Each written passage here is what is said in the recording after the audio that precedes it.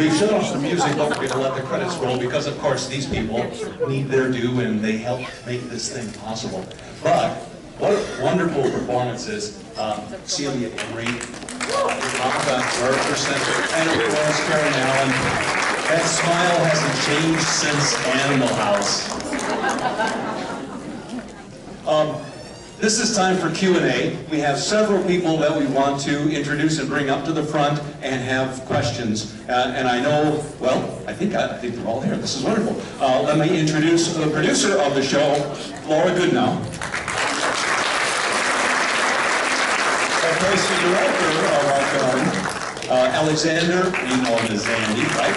Zandy Jacob. And of course, the inspiration for the film, from the books, Joan Anderson.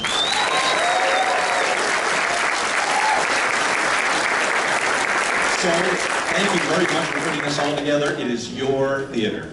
Questions? I have one to start. I'll start one. Just a comment, that photography was phenomenal. Thank you. Any shout out to the cinematographer? Brian Papirski was introduced to me by one of our producers, and this is only his second feature. And interestingly enough, Mariko Sakamoto, our editor, this was her first feature. There's a lot of that. Wonderful inaugural work from both of them. Yeah. So, first question. Why aren't you leaving some more room for the rest of us? You've got music credits. If you ever look, you have to look him up on IMDb, because he's got a huge number of musical credits. Some very famous films that you would recognize like that. And then, of course, he's now writing. He wrote the screenplay, and then, of course, directing. So, I guess I'm a frustrated artist. fair enough. And I think like most artists, you don't want to sit dormant for too long. You know, it's a constant seeking, searching. And as much as I love music, which is sort of my home, and it really feels like that way whenever I go back to the studio, and I've been away for a while. I had reached a point in my career in Hollywood where it was soul-sucking. And so it was really finding Joan's book, and it hit me at that really critical juncture, crossroads, professional and personal. But we have a really interesting feedback on the mic. Sorry about this. And I think that it was sort of it was a moment of challenge and a moment of truth. I had to ask myself, am I going to stay comfortable and do what I know? And I sort of saw the path that I would have, which was a wonderful path.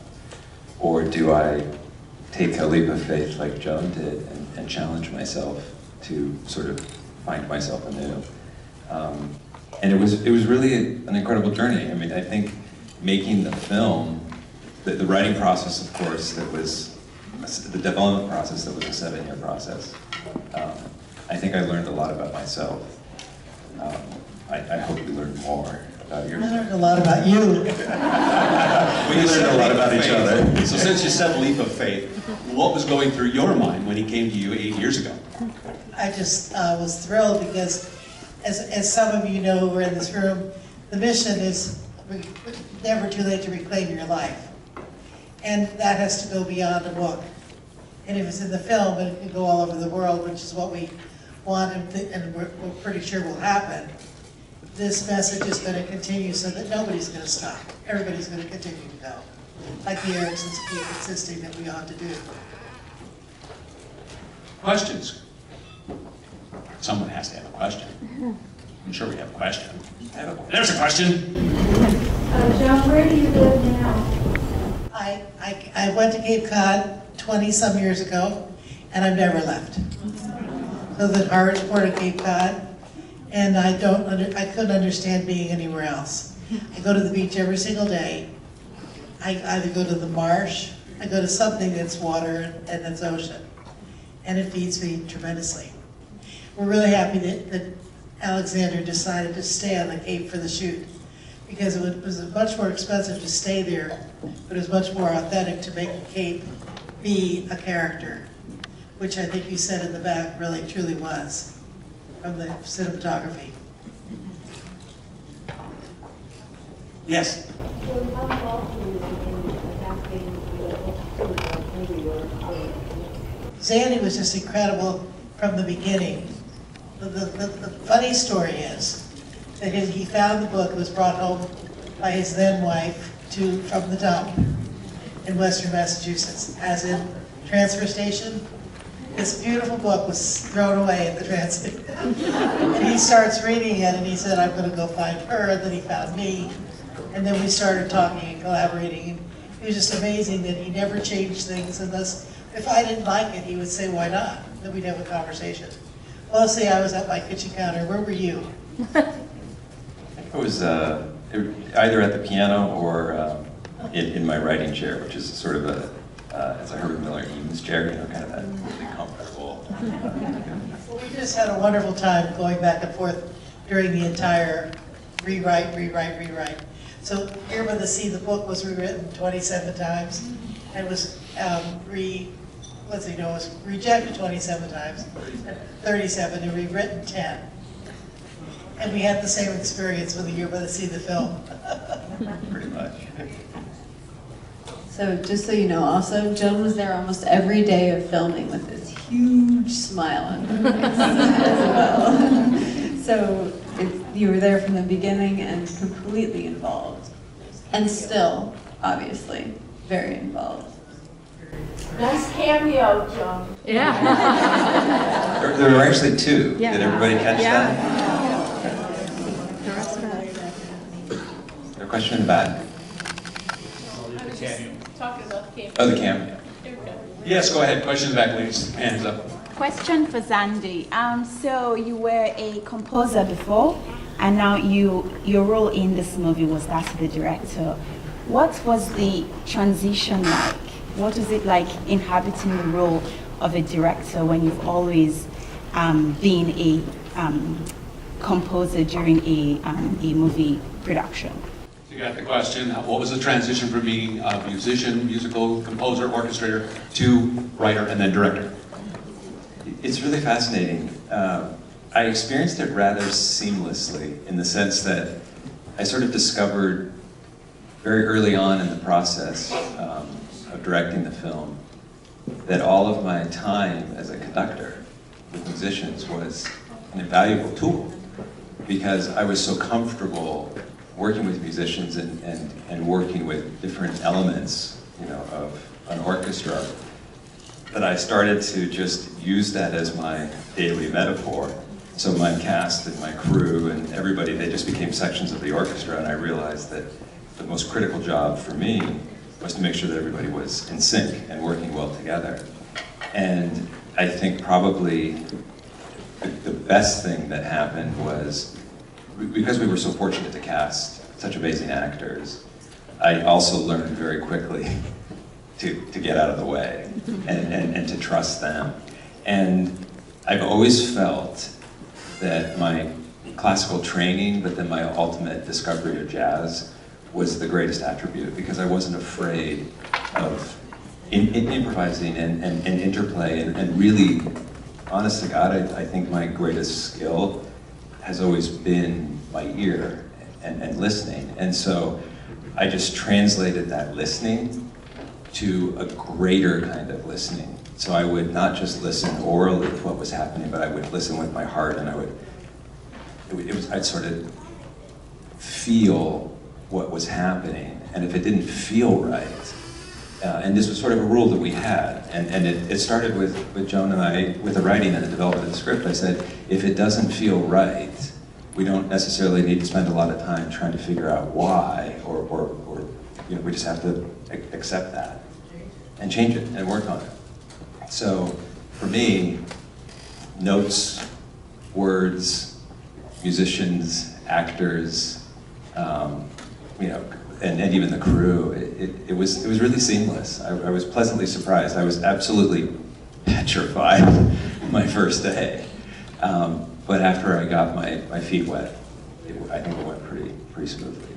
And the five actors, the five leading actors actually, and Luce as well, that character, were just craftsmen, brilliant craftspeople. So he really let them do their thing because they knew what they were doing more than what you could have told them.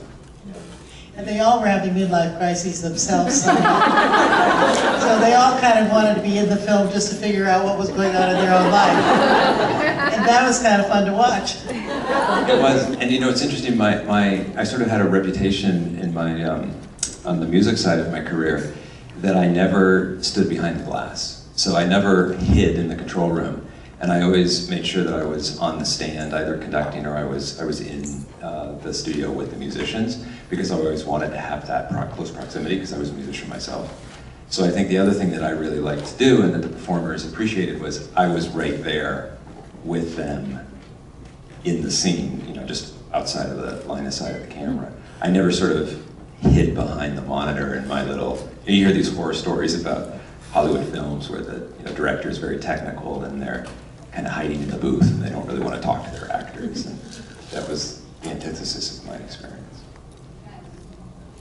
Just to give you a tangible example also as to how jazz really played a part in Zandy's development into a director, you know, there was a scene that was supposed to be shot during the day, but because we were running late, it turned out that we had to shoot the scene at night, and we only had the location that one day, so he had to go, you know, hide for a second in the DIT van, right, the guy who deals with all the technical stuff, and rewrite the scene so that it would work at night. And every day it was a paring down of what we wanted to accomplish, because we shot the film in 22 days, which is pretty fast. Very, very fast. And I'm sure, you know, if you ask Karen, very, very, very fast. So each day, I don't even know, did we ever make any day actually like all of our list of things we wanted to accomplish? So each day, Zandy had to rewrite a portion of the script.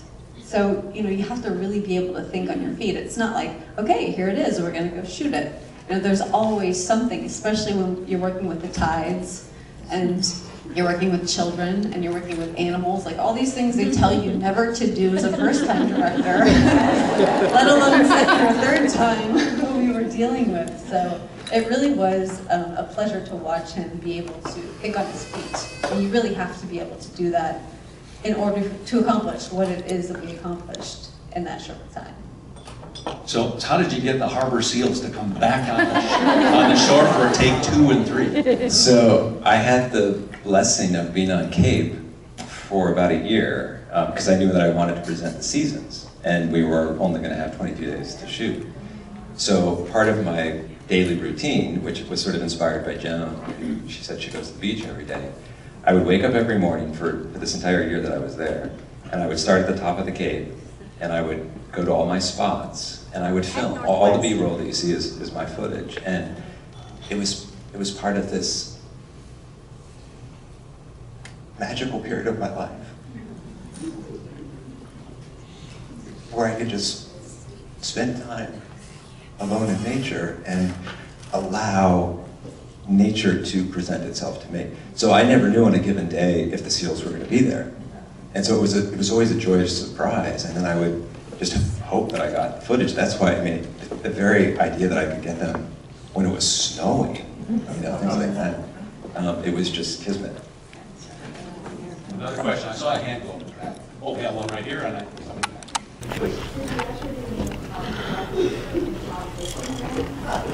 was there improv? Is the question. Yeah, so we had a really fascinating experience. 5 actors.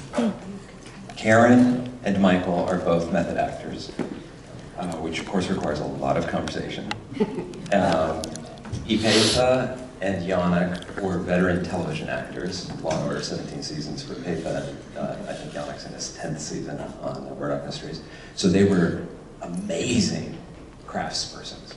I mean, literally in the diner sequence, if I wanted to do a reset or even just like back up a few lines, you could watch Yannick, like Memorex take, just, and the cup would go back and the fork would go back. And he would even at one point like make sure that there was the right amount of egg, like, wait, I already take a bite. And then Celia was this beautifully physical, visceral actor who would literally be off camera, like a track racer, sort of, you know, getting ready to launch. And the minute that I yelled action, she'd sort of pop up into the scene. And she always needed something to be physical. So the one thing that we did do was we spent time, we brought all the actors out for a week before we started shooting principal photography, so they could defrag, detox, well, not detox, but there's a lot of drinking. Get into the right frame of mind. And we would go through the script and we would have little rehearsal periods and we would have time with Karen one-on-one with everybody, and then we did the three ladies and all this kind of stuff. And we sort of continued the development process. So we would change things during that process, and they would come to me and they'd be like, this doesn't feel like my character. And I started to realize they ultimately knew their characters better than I did. And when I got to the set, I have to say, Apetha was our comic relief. I mean, almost all the lines that you're laughing at were just, she just decided to riff. And I got to the point where we just didn't stop. We would just let the camera roll. And when she's, the one where she's doing the nut cracking, we really need to put together a B-roll of all of her outtakes. Because she got so good at the improvisation that I would just let it go and go and go and go. And then she was trying to crack this one nut that wouldn't crack. And eventually she was like, well, just cut. So yeah, we sort of allowed them to do what they wanted to do. You know, I don't think She was the one that said, make sure you take the first rehearsal. Yeah.